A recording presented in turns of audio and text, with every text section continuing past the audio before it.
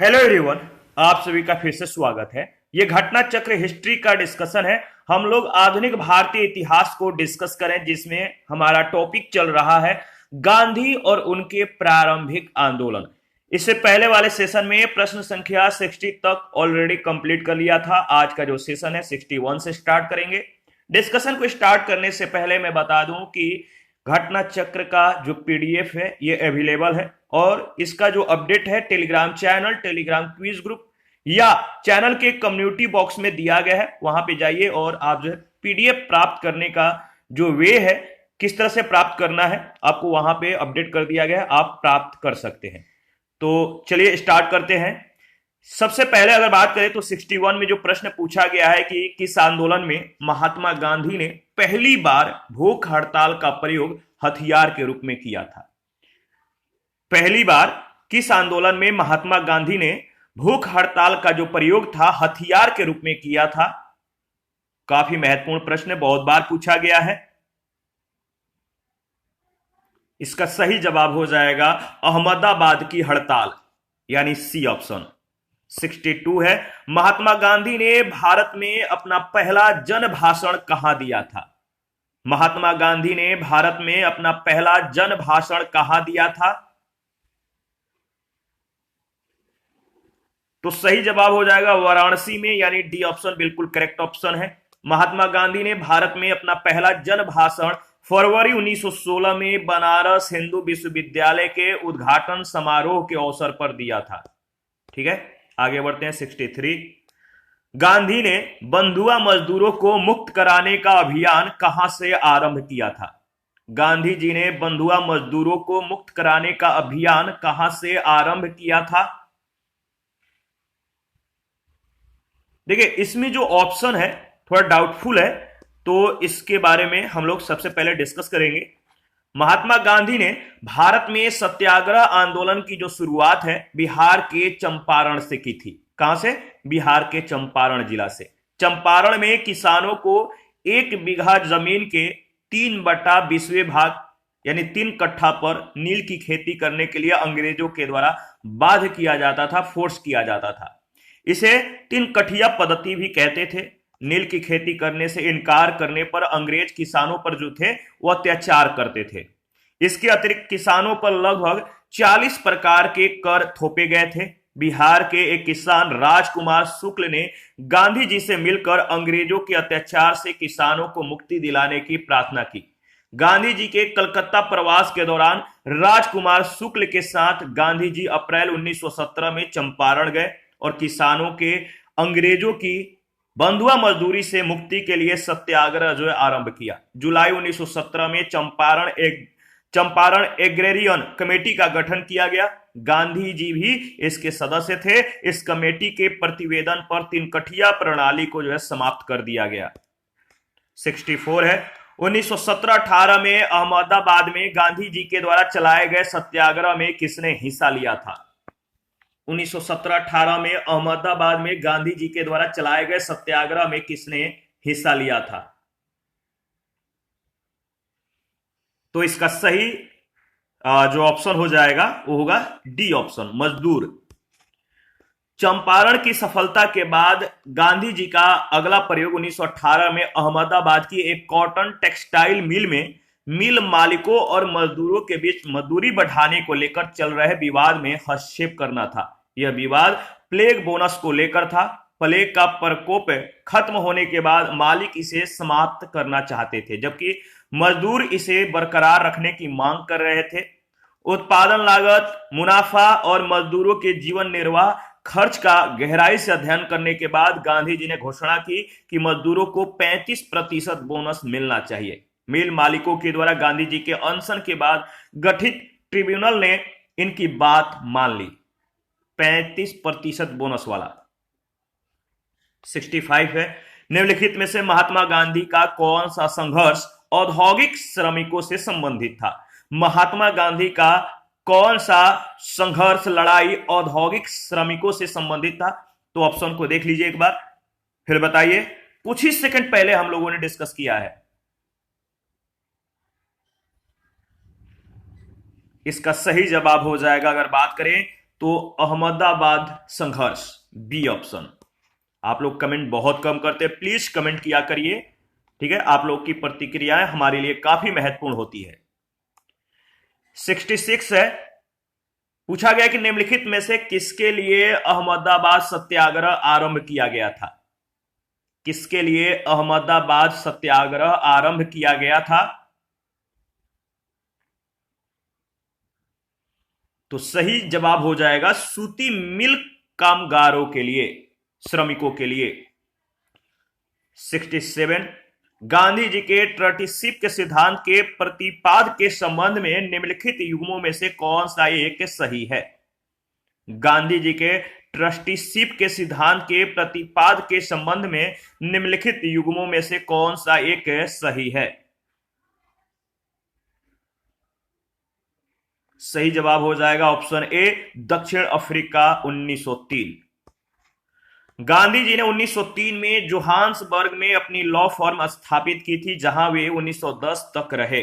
गांधी जी ने अपनी law firm में ट्रस्टीशिप के सिद्धांतों को लागू किया था। विकल्प में दिए गए अन्य शहरों के साथ जो वर्ष दिए गए हैं, उन वर्षों के दौरान गांधी जी जोहान्सबर्ग में ही थे।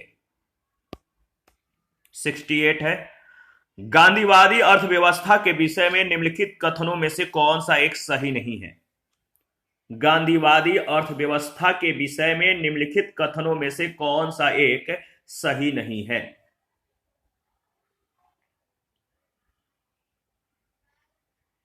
जो इसमें एक कथन सही नहीं है वो है कौन? तो सही जवाब है वे यूएसए में मशीनीकरण के पक्षधर नहीं थे। तो ये कथन सही नहीं है, डी ऑप्शन बिल्कुल करेक्ट ऑप्शन है।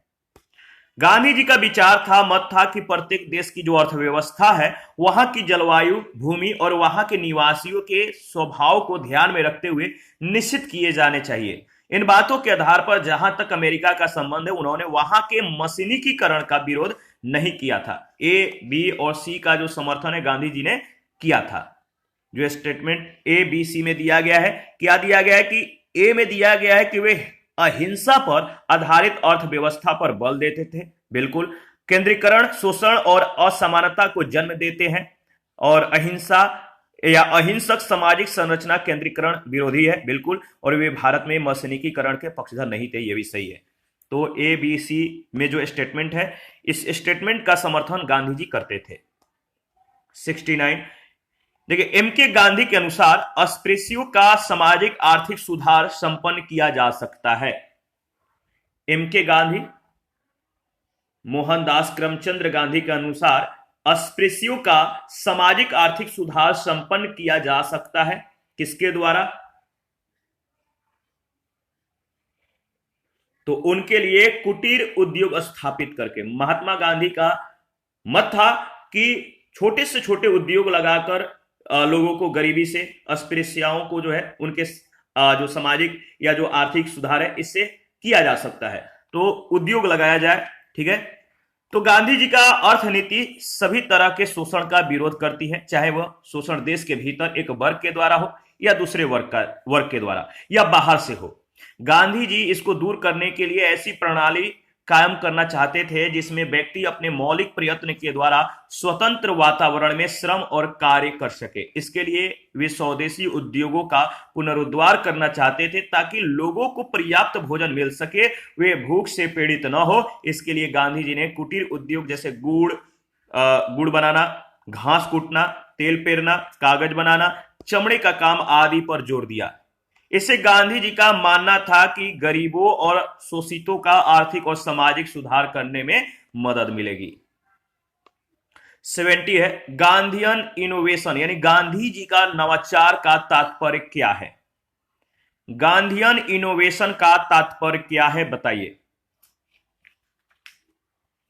गांधीयन इनोवेशन, गांधी जी का नवाचार का मतलब है कम निवेश से अधिक उत्पादन अधिक लोगों के लिए। कम निवेश से अधिक उत्पादन अधिक लोगों के लिए, डी ऑप्शन।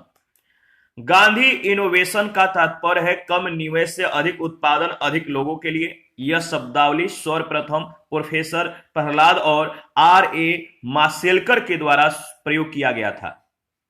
71 है, कौन सी घटना सबसे पहले हुई? कौन सी घटना सबसे पहले हुई? ऑप्शन को देखिए और बताइए कि इनमें से पहली घटना सबसे पहले कौन सी हुई। सही जवाब है चंपारण सत्याग्रह, डी ऑप्शन। ठीक है, दी गई घटनाओं का काल जो है, खेड़ा सत्याग्रह 1918 में, सविनय अवज्ञा आंदोलन 1930 में, असहयोग आंदोलन 1920 में, चंपारण सत्याग्रह 1917 में।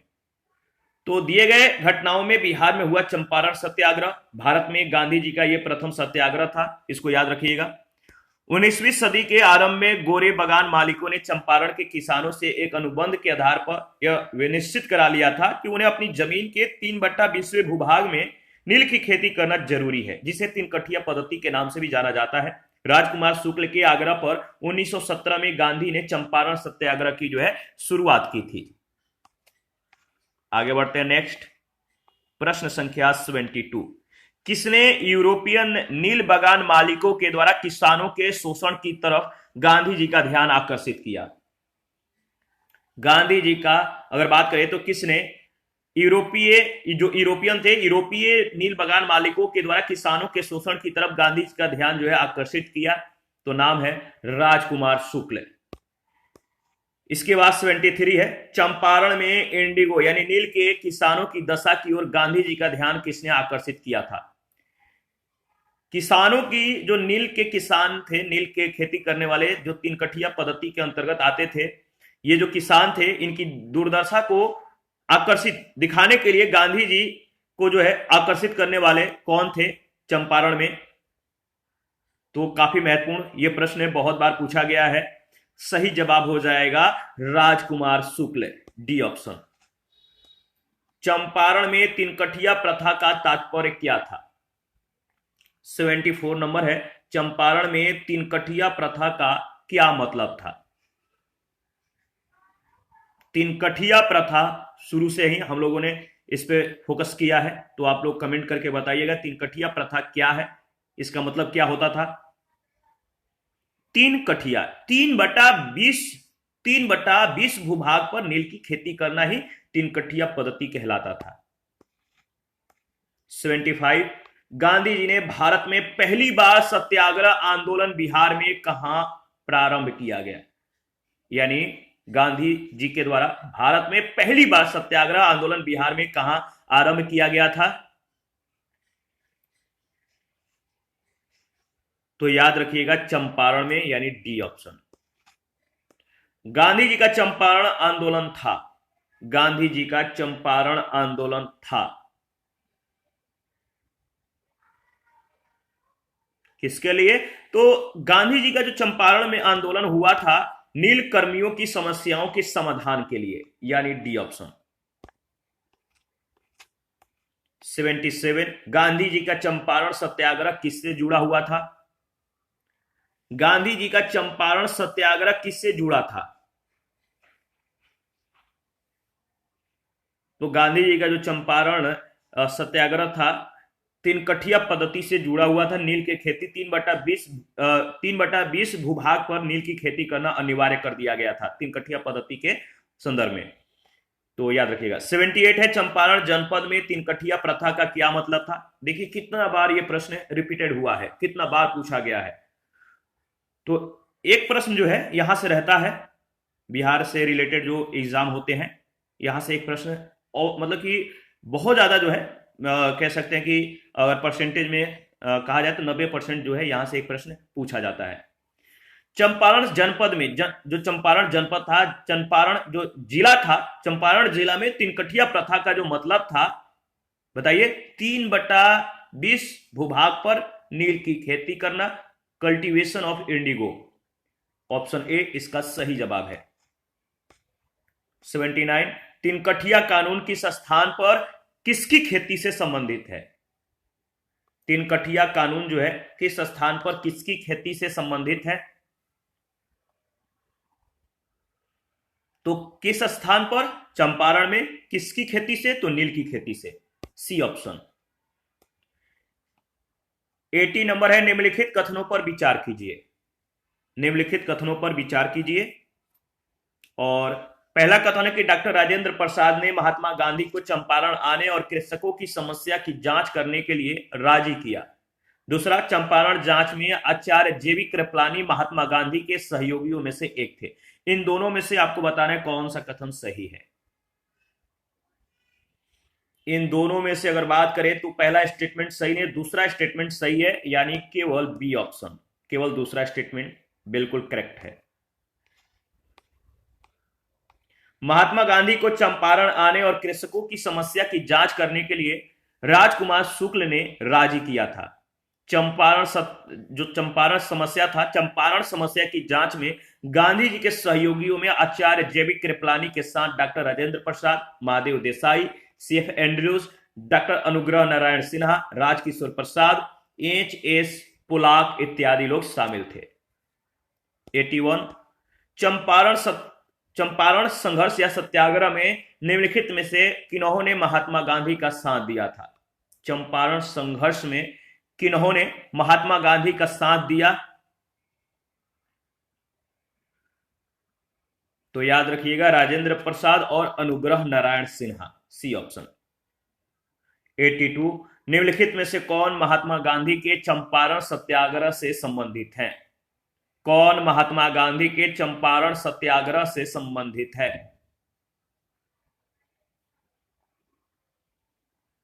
सही जवाब है राजकुमार शुक्ल, डी ऑप्शन। 83, चंपारण आंदोलन मुख्यतः किसके विरोध में था? चंपारण आंदोलन किसके विरोध में था?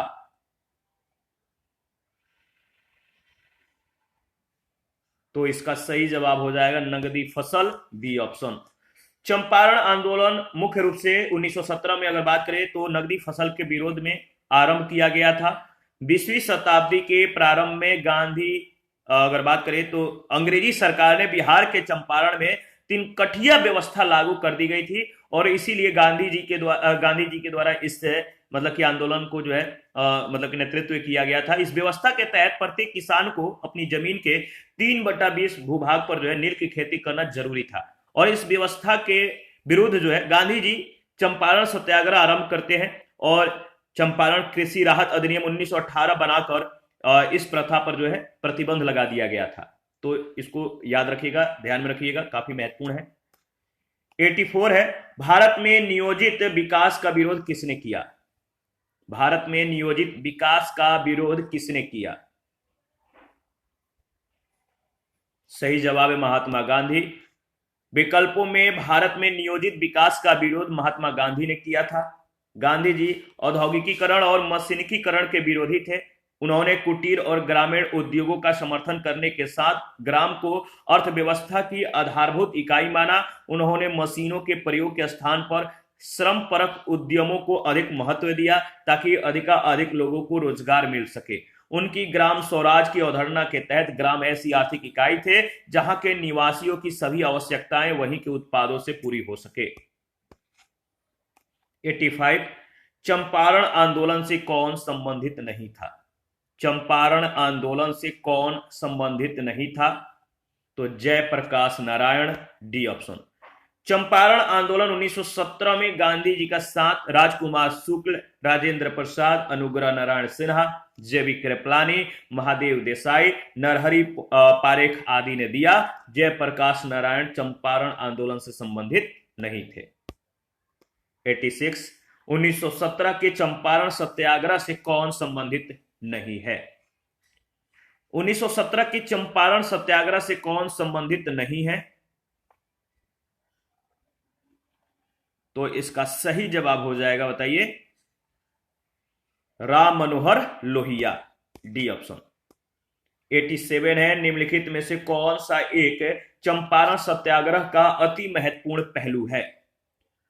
कौन सा एक चंपारण सत्याग्रह का अति महत्वपूर्ण पहलू है? तो जो ऑप्शन दिया गया एक बार ऑप्शन को पूरी तरह से देख लीजिए। इसका सही जवाब हो जाएगा रोपण फसलों तथा वाणिज्यिक फसलों की खेती में भारी गिरावट। रोपण फसलों और वाणिज्यिक जो फसल थे इन फसलों की खेती में भारी गिरावट देखा गया। तो याद रखिएगा, इसके बारे में अगर बात करें तो 19वीं सदी के खत्म होते होते जर्मनी के रासायनिक रंगों यानी डाई ने नील के बाजार से जो है, नील का जो बाजार था, जो मार्केटिंग थी, ये खत्म हो गया। नील की बाजार से जो है इसे बाहर कर दिया डाई ने। चंपारण के यूरोपीय बागान मालिक नील की खेती बंद करने के लिए मजबूर हो गए। किसान भी मजबूरन नील की खेती से छुटकारा पाना चाहते थे। गोरे बागान मालिकों ने किसानों की मजबूरी का फायदा उठाना चाहा। किसानों को अनुबंध में मुक्त करने के लिए लगान और अन्य गैर कानूनी जो है करों की दर मनमाने ढंग से बढ़ा दी गई। 1908 से इसके खिलाफ विरोध काफी मुखर हुआ, लेकिन क्या हुआ कि विरोध अगर ज्यादा होने लगा, लोगों के द्वारा किया गया, तो बागान मालिकों का लूट का जो कारोबार था जो है चलता रहा। लेकिन रोपड़ फसल और वाणिज्यिक फसलों की खेती में भारी गिरावट आई और 1917 में चंपारण सत्याग्रह का महत्वपूर्ण कारक ये था, याद रखिएगा। तो ये जो था चंपारण में जो नील के बागान मालिकों के छुटकारे के लिए ये काफी महत्वपूर्ण पहलू था। चंपारण कृषि जांच समिति का सदस्य निम्नलिखित में से कौन नहीं था? चंपारण कृषि जांच समिति का जो सदस्य था निम्नलिखित में से कौन नहीं था, आपको बताना है। 4 ऑप्शन है, ऑप्शन को देखिए, बताइए। तो चंपारण कृषि जांच समिति में जो सदस्य नहीं थे वो थे अनुग्रह नारायण, सी ऑप्शन। चंपारण कृषि जांच समिति के अध्यक्ष एफ जी सलाई और इसके सदस्य थे DJ read, Mahatma Gandhi, LC यादामी और राजा हरिप्रसाद नारायण सी और जी रैनी। 89 है, दक्षिण अफ्रीका से लौटने के बाद गांधी जी ने प्रथम सफल सत्याग्रह आरंभ किया कहां से? दक्षिण अफ्रीका से लौटने के बाद गांधी जी ने पहला सफल जो सत्याग्रह आरंभ किया था, कहां से आरंभ किया था? तो बिहार के चंपारण जिला से, यानी सी ऑप्शन बिल्कुल करेक्ट ऑप्शन है। दक्षिण अफ्रीका से जनवरी 1915 में लौटने के बाद गांधी जी ने अपना पहला सफल सत्याग्रह बिहार के चंपारण जिले में 1917 में किया था। 1917 में चंपारण के एक किसान राजकुमार शुक्ल ने गांधी जी से लखनऊ में भेंट की, उन्हें चंपारण आने का न्योता दिया। चंपारण का मामला बहुत पुराना था। 19वीं सदी के समाप्त होते होते जर्मनी के रासायनिक रंगों ने बाजार में नील का स्थान ले लिया और फलस्वरूप चंपारण के यूरोपीय बागान मालिक नील की खेती बंद करने के लिए विवश हो गए। किसान भी नील की खेती से छुटकारा पाना चाहते थे। गोरे बागान मालिकों ने किसानों की मजबूरी का फायदा उठाकर उन्हें अनुबंध से मुक्त करने के लिए लगान और अन्य गैर कानूनी करों की जो है मनमाने ढंग से जो है कर थोपने लगे, इन्हें अनुबंध से हटाने के लिए। और किसानों के इसी उत्पीड़न के विरोध में गांधी जी ने चंपारण सत्याग्रह जो है प्रारंभ किया था। आगे बढ़ते हैं, नेक्स्ट 90 नंबर। गांधी जी को चंपारण आने का आमंत्रण किसने दिया था? गांधी जी को चंपारण आने का न्योता किसने दिया था? तो राजकुमार शुक्ल ने। 91 है, महात्मा गांधी ने सर्वप्रथम किसान आंदोलन में भाग लिया, कहां पर? महात्मा गांधी ने सर्वप्रथम किसान आंदोलन में कहां पर भाग लिया था? तो बिहार के चंपारण जिला में, बी ऑप्शन। 92, निम्नलिखित स्थानों में से कहां महात्मा गांधी ने भारत में सर्वप्रथम सत्याग्रह प्रारंभ किया? निम्नलिखित स्थानों में से कहां महात्मा गांधी ने भारत में सर्वप्रथम सत्याग्रह आरंभ किया? तो चंपारण में। 93, बिहार के कौन से स्थान में गांधी जी ने अपना प्रथम सत्याग्रह किया था? बिहार के कौन से स्थान में गांधी जी ने अपना प्रथम सत्याग्रह किया था? सही जवाब है चंपारण, ऑप्शन ए। 94, निम्नलिखित में से किसने नील की खेती के संबंध में चंपारण में महात्मा गांधी को आमंत्रित किया था? किसने नील की खेती के संबंध में चंपारण में महात्मा गांधी को आमंत्रित किया था?